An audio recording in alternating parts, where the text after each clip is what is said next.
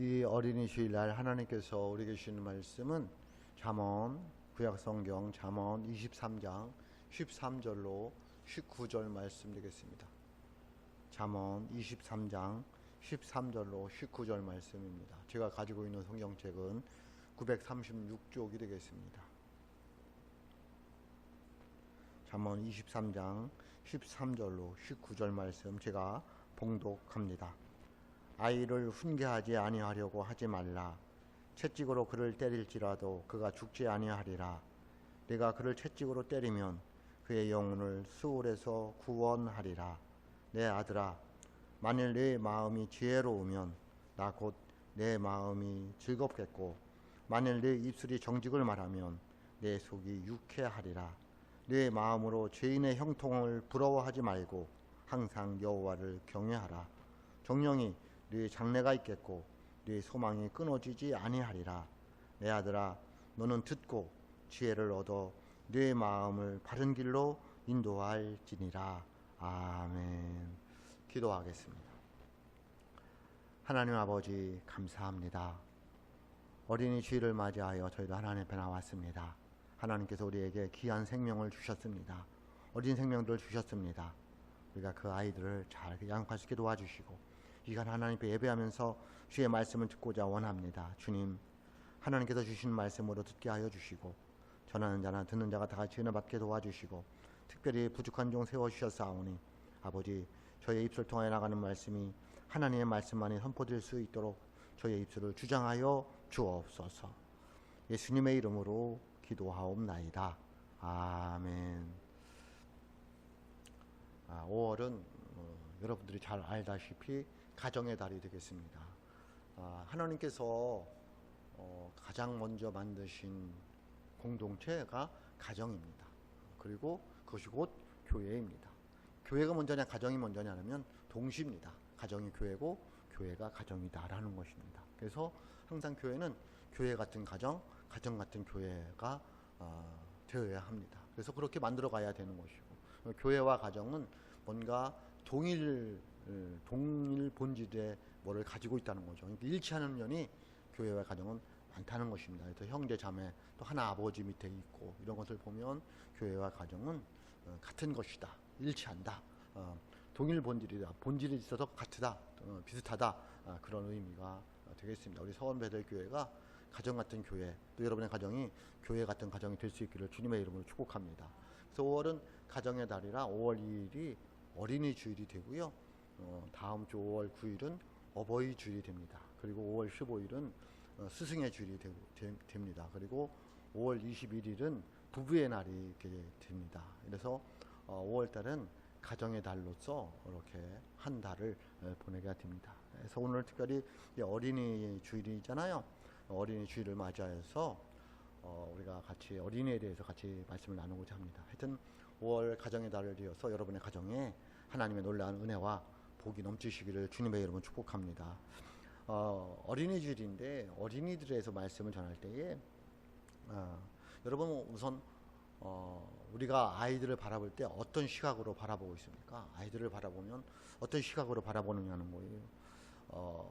어떤 시각으로 바라봐야 될까요?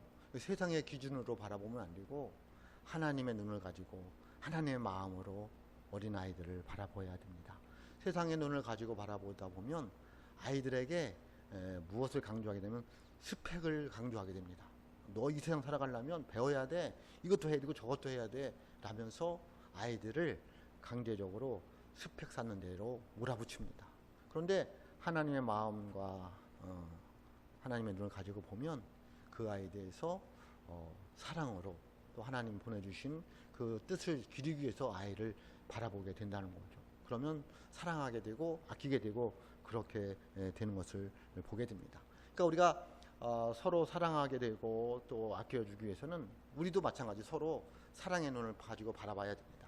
제가 여러분을 볼 때 예수님의 마음, 사랑의 눈으로 바라봐야지 여러분들이 아름답게 보이고 은혜로 보이지, 그렇지 않고 세상의 눈으로 바라보고 스펙의 눈을 가지고 바라보면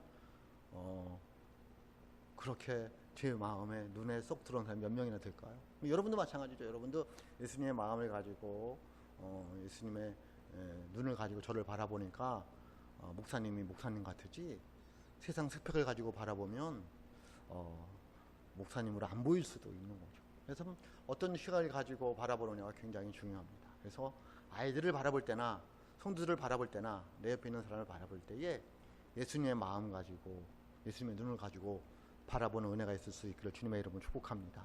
그러면 사랑의 삭트고 따뜻한 마음들이 전해질 수 있습니다. 성경에는 아이 이야기가 참으로 많이 나옵니다. 우리가 잘 아는 이삭부터, 아브라함 백세 아들 이삭부터 또 모세, 그리고 사무엘, 그리고 아기 예수, 뭐 이런 아기에 대해서 이렇게 많이 나옵니다. 왜 그럴까요? 아기가 되지 않고 어른이 될 수 없잖아요. 저와 여러분들도 무슨 시절이 있었어요? 아기 시절이 있었습니다. 그런데 그 중에서도 제가 사무엘 이야기를 잠깐 하고 싶습니다. 사무엘상 1장에 보면 사무엘 아버지 엘가나가 있었고 엄마 한나가 있었습니다. 엘가나와 한나가 결혼을 했는데 아이가 없는 거예요. 여러분, 오늘날에는 결혼해도 아이를 안 낳으려고 하는 게 문제인데, 그 당시에는 아이가 없으면, 결혼했는데 아이가 없으면 이건 크게 문제가 되는 거예요. 그래서 한나가 밤낮으로 기도합니다. 하나님 앞에 가서. 심지어는 술취한 여인으로 보일 정도로 그렇게 기도를 합니다. 뭐 때문에? 아이 때문에. 아이를 갖기 위해서. 그래서 하나님께서 그 한나의 기도를 들어주셔서 아이를 낳게 됩니다. 그 아이가 바로 우리가 잘 아는 사무엘이 되겠습니다. 하나님께서 사무엘을 한나에게 주니까 한나는 또 기도합니다. 하나님께. 하나님, 이 사무엘을 어떻게 키울까요? 그래서 기도 가운데 하나님께서 응답을 받고 그 사무엘을, 얼마나 귀하겠어요. 그렇게 기도해서 낳는데 얼마나 귀하겠어요. 근데 그 귀한 아들을 하나님께 기도하더니 하나님께 드린다고 이야기를 합니다. 그러니까 한나는 사무엘을 하나님께 맡긴 거예요. 자기가 교육하면 자기를 아는 거죠. 자기가 교육해봤자 얼마나 교육하겠어요. 근데 하나님이 교육하면 분명히 하나님께서 주신 선물이니까 하나님께서 잘 이끌어 가실 것이다를 믿고 하나님께 기도하고 하나님께 사무엘을 맡깁니다. 사무엘상 1장 27절 28절에 보면 이렇게 말씀하고 있습니다.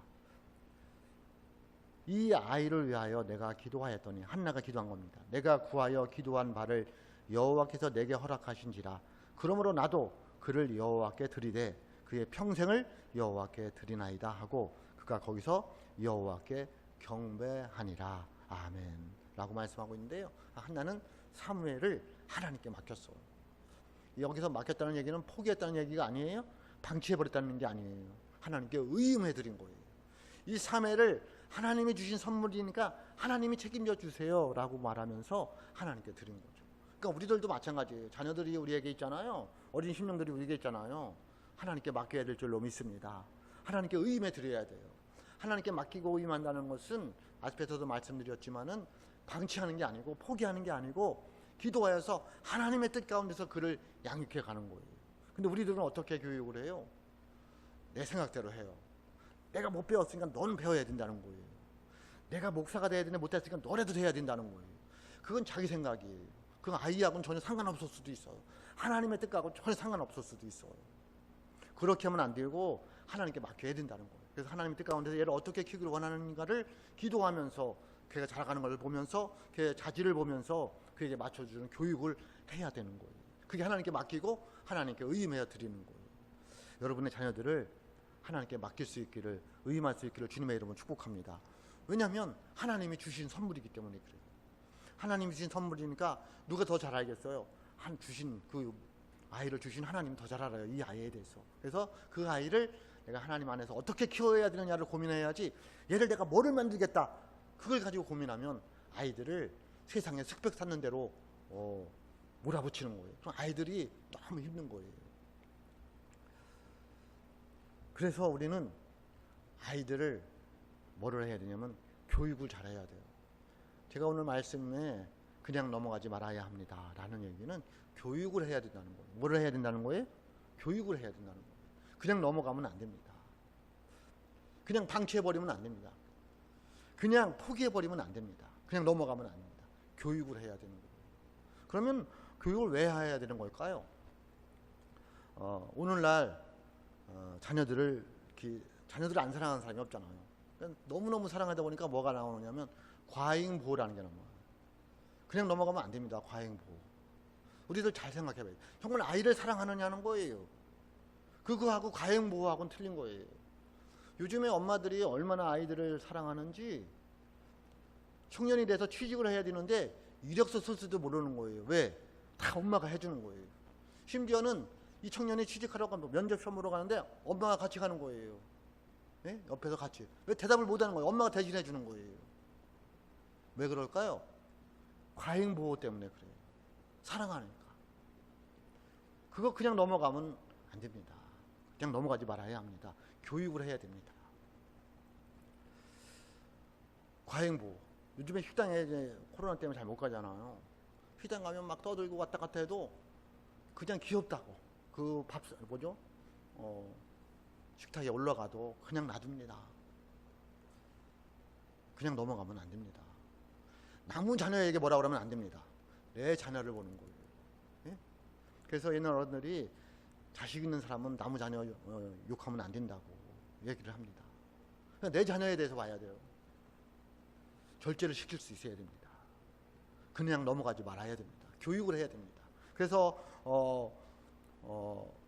그 어린아이들이 잘못된 길로, 멸망의 길로, 불신앙의 길로 가면 그냥 넘어가면 안 된다는 거예요. 그냥 넘어가지 말아야 합니다. 오늘 말씀, 우리에게 주신 말씀 13절 14절에 보면 이렇게 말씀하고 있습니다. 아이를 훈계하지 아니하려고 하지 말라. 그냥 넘어가지 말라, 그 얘기예요. 아이들이 사랑스럽다고, 아이들이 귀엽다고 그냥 넘어가면 안 된다. 그냥 넘어가지 말아야 합니다. 라는 것을 말하고 있어요. 훈계하지 아니하려고 하지 말라. 채찍으로 그를 때릴지라도 그가 죽지 아니하리라. 네가 그를 채찍으로 때리면 그의 영혼을 수울에서 구원하리라. 아멘.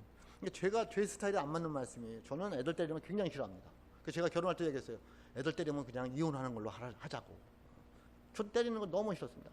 왜냐면 제가 이렇게 맞고 커서 그런지 몰라도, 그리고 길거리에 가다가 엄마들의 애들 때리는 걸 참 많이 봤습니다. 어렸을 때, 이렇게 청년 때도. 저는 제가 화가 납니다. 왜 길거리에서 애들을 때리는 거예요? 근데 성경에 보니까 채찍을 나오잖아요. 왜? 제가 고민을 많이 했습니다. 제 스타일은 이건 아닌데, 그냥 사랑해줘야 되고, 아껴줘야 되고, 보듬어줘야 되고, 용서해주고, 덮어주고 그래야지 애들을 때리면 돼. 근데 본문이 채찍으로 그를 때릴지라도 그가 죽지 아니하리라 라는 말이 나옵니다. 때리라는 얘기예요? 때리지 말라는 얘기예요? 그렇죠. 이게 이제 성경이 어려워요. 그래서 때리라는 말이 아니라 교육을 해야 된다는 말씀입니다. 왜냐하면 잘 보세요. 내가 그를 채찍으로 때리면 그의 영혼을 수울에서 구원하리라. 여러분, 애들 때린다고 구원시킬 수 있어요? 이게 수울은 무덤을 말하고 있고 멸망을 말하고 지옥을 말하고 있어요. 때린다고 애들이 지옥에서 나오겠냐고. 여러분, 때린다고 교회에 나오겠냐고. 그런 얘기가 아닙니다. 그죠? 때려서 나올 것 같으면은 안 때릴 사람은 어디 있겠어요. 때리라는 얘기는 아닙니다. 뭐 하라는 얘기는 아니라고요? 물론 장단점이 있습니다. 애들 교육을 매를 들어야 되냐 말아야 되냐. 저는 매 드는 거 반대 입장입니다. 선생님에 따라서 또는 부모님에 따라서 성경 어떻게 해석하냐에 따라서 때릴 수도 있겠지만 저는 때리는 것에 대해서는 반대예요. 때리면 안 됩니다. 때리면 안 됩니다. 저도 아이들 때려본 기억이 별로 없습니다. 뒤에는 한 번 있고 요한이는 별로 한 번도 있을까 모르겠어요. 잘 제 기억이 없는데 사모한테 물어봐야 되는데, 또 때리는 건 별로 좋아하네요. 기회도 어떻게 때리려고 때리는 것도 아니고 어렸을 때인데, 근데 그거를 기억하고 있더라고요. 한 번 때렸는데 그걸 기억하고 있더라고요. 때리는 게 맞는다 틀리다 그런 걸 따르는 게 아닌데, 성경에 보면 분명히 채찍을 들으면 애가 죽지 않는다 얘기하고 있고, 또 채찍을 들어야 된다, 때려야 된다, 매를 들어야 된다는 말이 나오긴 나오는데, 그 매는 그렇게 우리가 생각하는 때리는 게 아니라 교육이다, 훈계다, 징벌이다 라는 것을 의미하고 있는 줄로 믿습니다. 그래서 아이들을 교육을 해야 된다는 것이지 때려야 된다 라고 말하는 것은 아니다 라는 것을 말씀을 드립니다. 어린아이가 잘못된 길로, 멸망의 길로, 불신앙의 길로 가면 교육을 하고 징계를 하고 훈계를 해야지 그냥 내버려 두면 안 된다, 그 얘기를 하고 있는 것입니다. 징계라는 말을 우리가 잘 알아야 돼요. 우리가 징계 그러면은 꼭 무슨 뭔가 크게 잘못해가지고 벌을 받는 거라고 생각하는데, 성경은 그렇게 말하고 있지 않습니다. 그 잘못하는 것에 대해서 교육을 해야 된다, 훈계를 해야 된다, 대가를 지불해야 된다라는 것을 말하고 있습니다. 그 대가가 여러분이 생각할 때 매를 들어야 된다라면 매를 들 수도 있겠죠.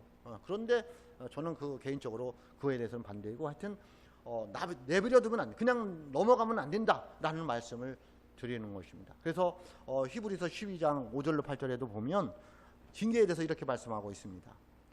또 아들들에게 권하는 것 같이 너희에게 권면하시는 말씀도 잊었도다. 일러스되 내 아들아 주의 징계하심을 경히 여기지 말며. 예수님도 우리를 뭐 한다는 거예요? 징계한다는 거예요. 예수님 우리를 때립니까? 죄송합니다. 다리 몽둥이 부러뜨립니까? 그렇지 않잖아요. 물론 그거에 맞는 벌을 받을 때가 있습니다. 대가를 지불할 때가 있습니다. 그런데 예수님 우리를 이렇게 징계한다고 칙칙 들어서 때리고 그렇게 하시지 않습니다. 교육을 하시는 거죠. 내 아들아 징계하시면 경히 여기지 말며 그에게 꾸지람을 받을 때에 낙심하지 말라. 주께서 그 사랑하시는 자를 징계하시고. 왜 징계하신다고요? 사랑하기 때문에 징계하는 것이에요.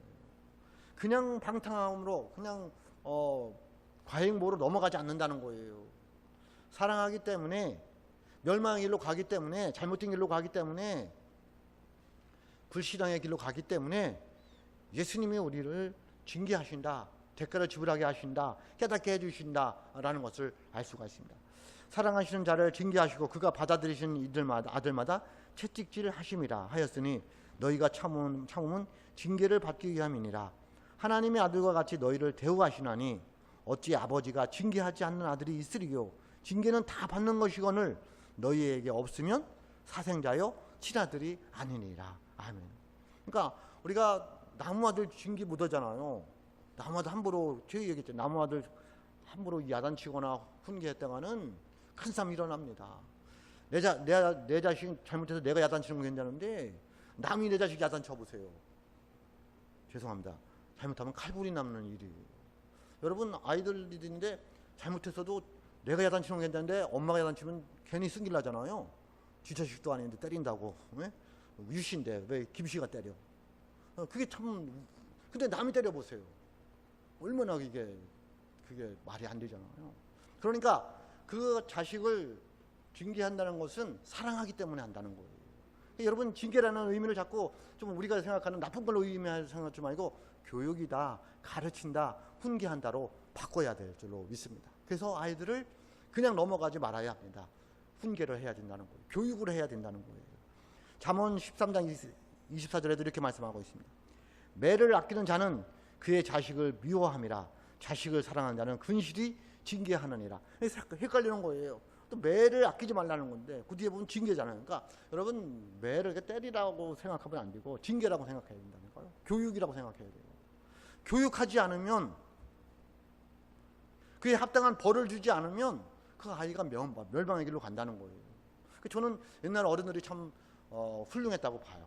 너 주일날 안 가면 점심 안 준다. 요즘에는 뭐 밥 안 줘도 상관없지만 그 당시에 먹는 게 그렇게 중요한 거잖아요. 너 주일날 교회 안 가면 점심 안 준다? 저는 그 교육이 맞다고 봐요. 우리 아버님은 저한테 고등학교 때 너 교회 다니면 수업료를 안 준다는 거예요. 2160원이었는데 1사분기가 수업료 2160원이었습니다. 잊어먹지도 않습니다. 안 준다는 거예요. 교회 다니면. 안 다니면 안 준다고 그래야 되는데 우리 아버님이 교회 다니는 거 싫어하니까 교회 다니면 2160원은 안 준다는 거죠. 저는 그런 교육이 어쩌면 오늘날 우리 교회 아이들에게 그렇게 해야 되지 않을까요? 너 교회 안 가면 용돈 없어. 요즘은 용돈이 중요하잖아요. 일주일 용돈 없어? 라고 얘기해야 되는데 여러분 어떻게 교육하고 있습니까? 고민을 해봐야 돼요. 그냥 자기가 화나면 막 때려버리고 그러면 안 되고 얘가 무엇을 잘못했느냐는 거예요. 그럴 때 징계를 해야 되는 거죠. 교육을 해야 되는 거예요. 그래서 교육이 필요한 거예요. 교육하지 않으면 그냥 멸망의 길로 간다니까요. 불신앙의 길로 간다니까요. 그냥 잘못된 길로 가고 마는 거예요. 그래서 교육을 해야 되는 거예요. 그럼 무엇을 교육해야 될까요? 오늘날 부모님들이 가르치는 걸 게을리하는 분들도 많습니다. 무슨 얘기냐고. 아니, 자기가 안 가르쳐요. 다 맡기는 거예요. 학원에다 맡기고 교회에다 맡기고 자기는 성경도 안 읽으면서 교회 가면 다 성경 있는 줄 알아요. 그 애들이 언제 교회 와서 성경 읽어요? 자기가 해줘야지. 그래서 교육을 어떻게 하냐면 한번 규칙을 가르쳐주고 걔가 잘할 때를 바라면 안 돼요. 그 규칙이 습관이 되도록 몸에 배도록 그래서 저절로 나오도록 그때까지 가르쳐야 돼요. 반복이 중요한 거예요. 저도 설교할 때에 했던 설교 안 하려고 굉장히 노력을 해요. 본문도 했던 거 안 하려고 다 컴퓨터에 있으니까 하려고 하고. 근데 그러면 안 되겠더라고요. 했던 거 계속 해야 됩니다. 그래서 목사님이 얘기만 하면 또 그 얘기야. 그게 나와야 돼요. 죄송합니다. 진절 넌더리가 나도록 우리 할머니 말대로 기딱지에 그냥 붙이도록 얘기를 해야지 그것이 삶으로 나온다는 거예요. 듣기도 싫어. 잔소리가 굉장히 중요한 거예요. 잔소리 많이 해야 돼요. 잔소리하는 부모들 엄청 싫어하잖아. 근데 그 잔소리가 애들을 옳은 길로 인도하는 거예요. 쓸데없는 잔소리 말고 올바른 잔소리 있잖아요. 저는 하나님이 늘 저에게 잔소리 좀 했으면 좋겠어요. 아니 하나님은 하고 있는데 우리가 무시하고 안 듣는 거예요. 부모님도 잘 보세요. 자녀들에게 잔소리 해요 안 해요? 다 해요. 좋은 잔소리 해요. 어떤 부모들이 너 나한테 잘해라. 너 부모한테 잘못하면 너 혼난다. 이런 얘기 안 하잖아요. 공부 열심히 해야 된다. 신앙생활 잘해야 된다. 기도해야 된다. 다 그런 잔소리잖아요. 학교 끝나면 집으로 곧장 와야 된다. 모르는 사람이 너한테 오면 아는 척하면 안 된다. 그러면 애들은 뭐라 그래요? 엄마 그 얘기 한 번만 더 하면 100번이다 100번. 근데 그거 해야 돼요. 해야 되는 거예요. 그게 애들을 망하는 길로 안 가는 거예요. 그게 이 채찍을 들어도 애가 죽지 않는다. 그런 의미라는 거예요. 우리도 마찬가지예요. 신앙생활 하면서 잔소리 많이 들어야 됩니다. 목사가 잔소리 실컷 해야 됩니다. 목사님 그 얘기 안 해도 다 합니다. 우리가 애들입니까? 그래도 또 해야 되는 거예요. 뭐 할 때까지? 몸에 배어서 습관이 되어서 그냥 자연적으로 나올 때까지. 그게 교육이에요. 그래서 잠언 22장 6절에 보면 이렇게 말씀하고 있습니다. 마땅히 행할 길을 아이에게 가르치라. 그리하면 늙어도 그것을 떠나지 아니하리라. 잔소리해야 됩니다. 여러분들 뭐가 기억에 많이 남아요? 부모님 한 번 말한 건 잘 안 남아요. 그냥 잔소리 하는 거 있잖아요. 그 잔소리 중에 하나가 우리 할머니 공부해서 나달라는 거 아니다. 얼마나 하시는지 공부해서 나달라는 거 아니다. 공부해서 나달라는 거 아니다. 그러니까 뭐 해야 되겠어요? 그게 싫지만 공부를 하더라는 거예요. 마땅히 행할 길을 아이들에게 가르쳐야 돼요. 근데 마땅히 행할 길이 뭘까? 여러 개 너무 많아요. 근데 오늘 본문 말씀을 가지고 보는 거예요. 마땅히 우리 아이들에게 가르쳐야 될 게 뭘까? 교육해야 될 게 뭘까? 훈계해야 될 게 뭘까? 그러면 그들이 멸망의 길로, 잘못된 길로, 불신한 길로 가지 않을까? 그걸 볼 수가 있습니다. 첫째는 뭐냐면 마음 관리하는 법을 가르쳐야 돼요. 15절입니다. 오늘 우리에게 주신 말씀은 15절. 내 아들아 만일 내 마음이 지혜로우면 나 곧 내 마음이 즐겁겠고 라고 말씀하고 있습니다. 내 아들아 만일 내 마음이 지혜로우면 마음 관리하는 걸 배워야 돼요. 모든 것은 마음에서 나옵니다. 마음이 병들면 그 마음에 쓴뿌리가 생기게 되어 있어서 아이들이 자랄 때에 올바른 사람으로 자라기가 어려워요. 움츠러들기도 하고 주눅들기도 하고 또 폭력적으로 나오기도 하고 또 도둑질로 가는 아이들도 있고 잘못된 길로 가기가 굉장히 쉽다는 거죠. 뭐 때문에? 마음을 잘못 관리해서 그런 거예요. 그 부모님들이 그 아이의 마음을 잘 관리하는 법을 가르쳐야 되는 거예요. 그게 뭐냐? 19절에 보면 내 아들아, 오늘 말씀은 19절이면 내 아들아 너는 듣고 지혜를 얻어 내 마음을 바른 길로 인도할지니라. 아멘 라고 말씀하고 있어요. 바른 길로, 마음을 바른 길로 인도하는 게 뭐예요? 지혜라는 거예요. 그 지혜는 뭘까요? 예수님의 말씀이고 예수님이에요. 그러니까 아이들에게 마음 관리하는 것은 뭐냐면 아이들에게 예수님을 심어주는 거예요. 예수님 말씀을 넣어주는 거예요. 그럼 아이들이 뭐예요? 지혜롭게 된다는 거예요. 바른 길로 가게 되더라는 거예요. 근데 우리들은 아이들에게 뭐를 먼저 가르치고 싶어요? 세상 교육을 하고 싶어요. 학원을 보내는 거예요. 여러분 마음에 병이 있는데 마음이 올바르지 못한데 아이들 학원으로 좋은 대학으로 보내보세요. 무슨 소용이 있을까요? 저는 요즘에 세상을 보면서 안타까운 게 많아요. 돈이 그렇게 많으면 뭐합니까?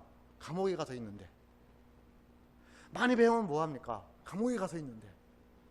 예? 왜 그럴까요? 그들 속에 지혜가 없는 거죠. 다시 말하면 예수님이 없는 거예요. 예수를 믿으면서도 가는 사람들 많잖아요.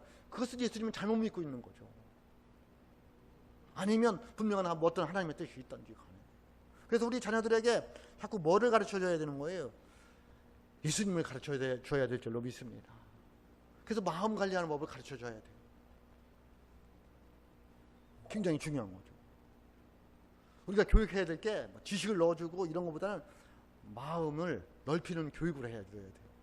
그래서 자꾸 애들이 생각하게끔 하고, 그리고 분별할 수 있는 것을 가르쳐주고 해야 되는데, 부모님들이 다 해준다든가, 야, 그거 내가 해줄게, 그러면 안 됩니다.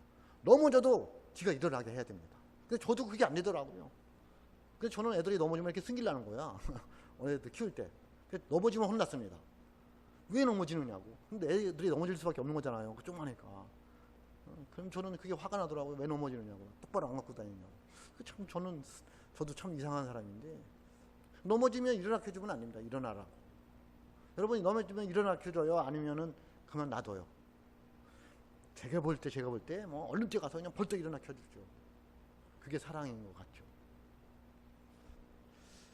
애들한테 지혜를 가르쳐줘야 됩니다. 넘어졌을 때는 이렇게 빛나는 거야. 응? 그럼 나 다음에 커서도 내가 인생 살다 넘어지잖아요.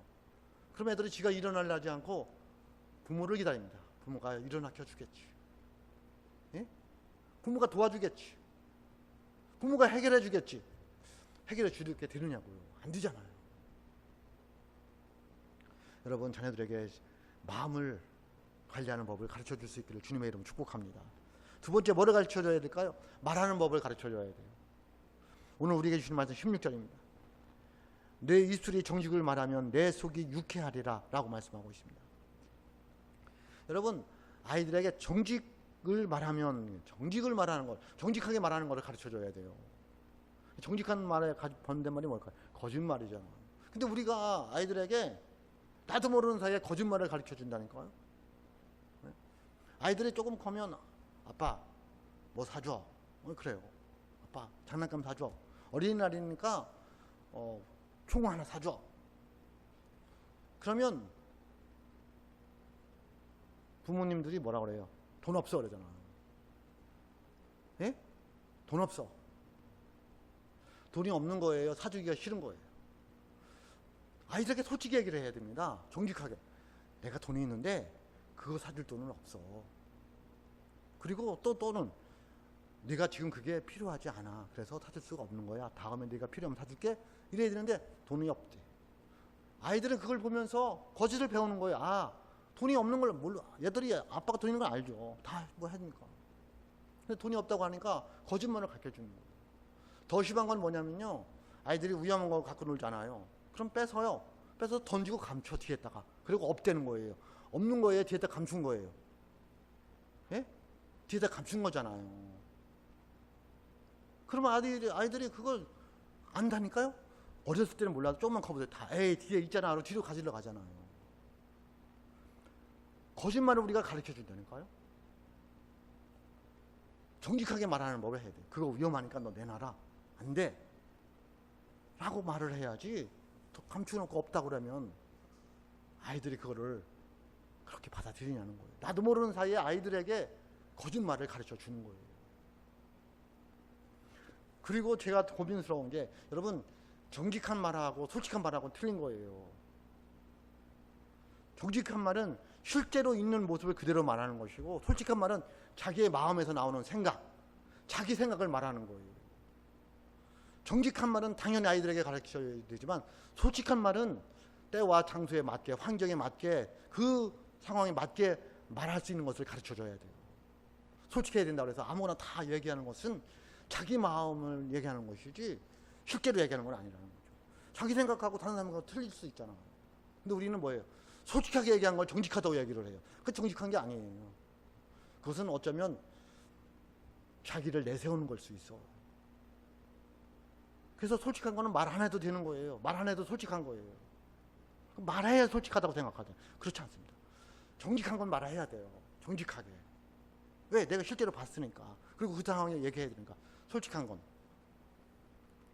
자기 생각이라 조심하게 말을 해야 돼요. 근데 우리는 자꾸 솔직한 걸 정직하다고 생각할 때가 많다는 거예요. 그러니까 아이들에게 솔직하게 말하는 걸 얘기하는 게 아니라 뭘 말하는 걸 가르쳐야 된다고요? 정직하게 말하는 걸 가르쳐줘야 돼요. 그리고 내 마음이 어떠냐라고 할 때도 정직하게 얘기를 해야죠. 그때 이제 솔직하게 말할 수 있어야죠. 그렇게 가르쳐야 되는 것이고, 어떤 사물을 봤을 때는 자기 어떤 사건에 대해서는 자기 생각대로 말하면 안 돼요. 그래서 어떤 거에 대해서 함부로 말하는 것은 우리가 굉장히 조심해야 돼요. 특히 남의 말을 할 때는. 왜냐면 그건 자기 생각이거든요. 그래요, 안 그래요? 그냥 솔직했다는 거예요. 자기 생각이 솔직하면 뭐 하냐고. 상대방 그것 때문에 상처를 받고 힘내고 있는데 그건 아니라는 거예요. 그러므로 아이들에게 정직하게 말하는 법을 가르쳐줘야 된다라는 것을 말씀하고 있어요. 세 번째 한 가지 더 있어요. 뭐를 교육해야 될까요? 하나님을 잘 섬기도록 교육해야 돼요. 오늘 우리에게 주신 말씀 17절입니다. 내 마음으로 죄인의 형통을 부러워하지 말고 항상 여호와를 경외하라. 아멘. 네? 그러니까 우리들도 그렇잖아요. 예수 믿는 사람 잘 되는 거 부럽잖아요. 그거 부러워하지 말라는 거예요. 그것은 더 멸망의 길로 달려가게 한다는 거예요. 그러니까 예수 안 믿으면서 잘 되잖아요. 더 예수 안 믿어요. 결국은 어디로 가느냐는 거예요. 멸망의 길, 지옥으로 간다는 거예요. 그래서 아이들에게 그것이 옳지 않다는 것을 교육을 해야 된다는 거예요. 어떻게 교육해야 될까요? 예수 믿으면 하나님에 대해서 설명을 해줘야 돼요. 하나님의 뜻 가운데 살아가면 그런 거 안 부러워한다. 하나님이 우리를 인도해 주기 때문에 걱정하지 마. 그런 거 부러워하지 말고 너 예수님 잘 믿어야 돼. 그럼 하나님이 도와주실 거야. 계속 그런 어떤 은혜 얘기를 해줘야 되는 거예요. 그러니까 하나님 경외하는 법을 자꾸 가르쳐줘야 돼요. 그러면요, 어디를 가도 사막에 혼자 있어도 그 아이는 살아갈 수 있어요. 왜? 하나님이 함께 널 믿기 때문에 그래요. 정말로 그런 가운데 하나님 역사에서 그 어려운 일들을 그 어려운 곳에서 헤쳐나오는 방법을 하나님이 인도해 주신다는 거예요. 자녀에게 그래서 이 믿음을 심어주는 게 굉장히 중요해요. 하나님이 사막에 있어도 하나님께 기도하면 하나님이 어떻게 역사할지 몰라요. 예? 우리들이 살아오면서 느끼는 거잖아요. 배우는 거잖아요. 아는 거잖아요. 깨닫는 거잖아요. 어떤 상황 속에도 하나님 기도하면 나를 거기서 건져내 주신다는 거. 여러분 믿으시길 주님의 이름으로 축복합니다. 그래서 아이들에게 하나님을 잘 섬기는 법을 자꾸 교육해야 돼요. 잠언 1장 7절에도 이렇게 말씀하고 있습니다. 여호와를 경외하는 것이 지식의 근본이거늘 미련한 자는 지혜와 훈계를 멸시하느니라. 아멘. 미련한 자라는 거예요. 예수님 안에 가르치는 거. 하나님 섬기는 법을 자꾸 가르쳐줘야 돼요. 하나님 아는 것이 지식의 근본이라는 거죠. 하나님 모르면서 공부 잘한다. 망하는 거예요. 망하는 거예요. 하나님 알지 못하면서 돈을 많이 번다. 멸망의 길로 급속히 달려가는 거예요. 그러므로 우리 자녀들에게 하나님 잘 섬기는 법을 가르쳐야 될 줄로 믿습니다. 어떻게 교육해야 될까요? 자녀들을 어떻게 교육해야 되냐는 거예요. 보여줘야 돼요. 보고 느끼게 해줘야 돼요. 그게 뭐냐면 우리가 모델이 되어줘야 되고 본이 되어줘야 된다는 거예요. 그게 가장 좋은 교육이에요. 아무리 말로 주입식 해보세요. 네? 그럼 이제 잔소리가 되는 거예요. 근데 내가 보여주는 거예요. 예수님 이렇게 섬기는 거야? 기도 이렇게 하는 거야? 사람들하고 대화는 이렇게 하는 거야? 맨날 거짓말만 시키고 맨날 자녀들 들고 남편 욕하고 맨날 자녀들 들고 엄마 욕하고 애가 무슨 교육이 되겠냐고요. 애가 본을 보여줘야죠. 엄마 아빠가 사랑하는 모습을 보여줘야 됩니다. 그러면 애가 사랑하며 사는 사람이 되는 거예요. 근데 엄마 아빠가 매일 싸워요. 그러면 아이들은 굉장히 불안에 떠는 거예요. 나 때문에 그러는지 알고. 예? 저도 그랬어요. 엄마 아빠 우리 아버지 어머니 이렇게 보면 나 때문에 그런가? 그런 생각을 했어요. 솔직히 나 때문에 그런가? 아이들이 그렇게 갖는다는 거예요. 불안해하다는 거예요. 그래서 움츠려들게 되고 두려움에 떨게 되고 반대로 폭력적이 되어버리고 자기밖에 모르게 되고 도둑질하게 되고 그렇게 된다는 거예요. 누가 만드는 거예요? 세상이 이렇게 만드는 것이 아니라 부모들이는 우리들이 어른들이는 우리들이 그렇게 만들어 간다는 거예요. 뭘로? 그걸 보여줘가지고. 잘 생각해 보세요. 부부지간에 싸울 때 있잖아요. 아이들 있으면 싸우지 말아야 되는데 아이가 있고 뭐 화가 나는데 어떻게 해요? 그러면 말을 막 하게 되잖아요. 못 살겠다. 죽겠다. 죽여라. 헤어지자. 네? 그리고는 하루 지나면 여보 이거 드세요. 또 이러는 거예요. 실제로 부부들은 싸우는 게 그냥 쓰기라 사는 말이지 실제로 그렇게 안 하잖아요. 근데 아이들은 너무 불안한 거예요. 죽여라. 못 살겠다. 헤어지자. 그리고 그 이튿날 여보 이거 드세요 하니 애들이 얼마나 헷갈리겠어요. 본을 보여줘야 돼요. 모델이 되어줘야 돼요. 교회도 마찬가지예요. 교회 아이들이 안 보는 것 같아죠. 젊은 청년들이 우리들 안 보는 것 같아죠. 다 보고 있어요. 다 보고 있어요. 저도 청년 때 그랬거든요. 동암교회를 다니면서 다 봤어요.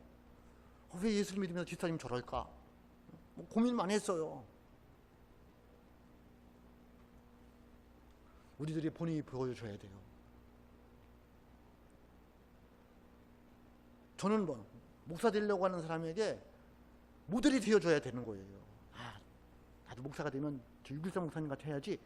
그렇게 돼야 되는데 나는 저 유길상 목사님 같이 절대 안 되겠다. 그래도 나쁜 쪽으로 어쨌든 본이 된 거죠. 보고 있다는 얘기예요. 저도 목사가 되면서 저도 두 분한테 배웠어요. 목회를. 거감교회 목사님하고 금천교회 목사님. 그분들 봤으니까. 제가 그 밑에서도 있었으니까. 다른 분들은 잘 모르겠어. 근데 저는 그 두 분에게 좋은 영향력을 받았다고 봐요. 그러니까 여러분들도 마찬가지예요. 여러분들이 그 아이들에게, 자녀들에게, 교회의 어린이 신령들에게 있는 이 초신자들에게 내가 어떻게 본이 되어주고 어떻게 모델이 되어주느냐는 거예요. 그게 교육이에요.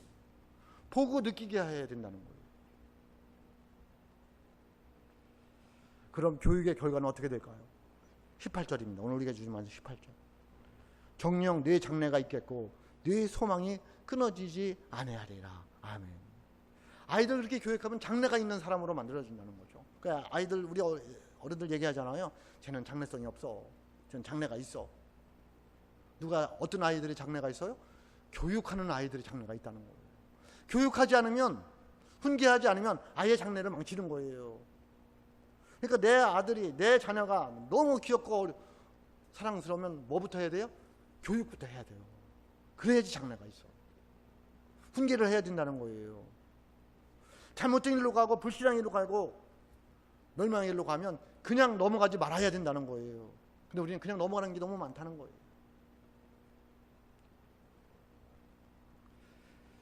장래가 있는 자녀들이 될 수 있기를 주님의 이름으로 축복합니다. 교육해야 돼요. 그냥 넘어가지 말아야 돼요.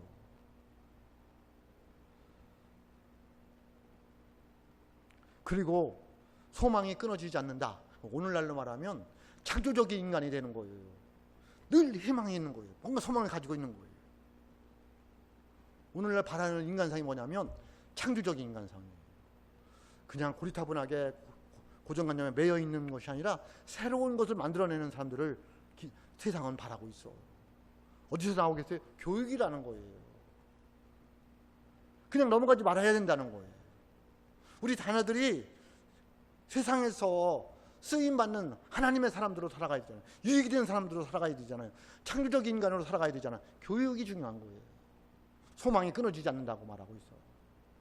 저와 여러분의 자녀들이 장래가 있고 소망이 끊어지지 않는 자녀들이 될 수 있기를 주님의 이름으로 축복합니다. 그럼 그냥 넘어가지 말아야 돼요. 교육을 해야 되는 거예요. 여러분, 어린이집을 맞이하여 정말로 예수님의 사랑을 가지고 어린아이들을 바라봐야 돼요. 그리고 그들을 그냥 넘어가서는 안 돼요. 교육을 해야 됩니다.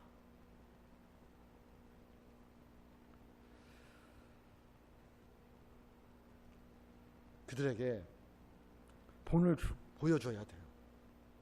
어떤 마음 관리하는 법, 말하는 법, 하나님의 섬기는 법을 본을 보여주면서 교육을 해야 돼요. 그러면 우리 아이들이 장래가 있고 세상이 필요로 하는, 하나님 나라에 필요한 창조적인 인물로 성장해 갈 줄로 믿습니다. 우리가 어린아이들을 더 사랑 가지고 바라보고 교육하여서 하나님께 영광 돌리는 우리의 자녀들이 될 수 있기를 주님의 이름으로 축복합니다. 기도하겠습니다. 하나님 아버지,